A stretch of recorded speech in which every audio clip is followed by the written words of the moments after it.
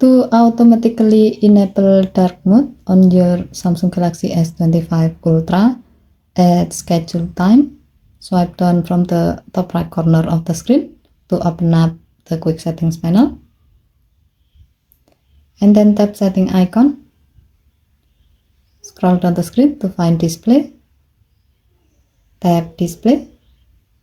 Next, tap dark mode setting, and then tap the gray on offset next to turn on a schedule until the switch turns blue to turn it on. Select custom schedule. To adjust the time, tap set schedule. Set the start time. As the example, we will set it to 6 p.m. And then set the end time. As the example, we will set it to 6 a.m. the next day.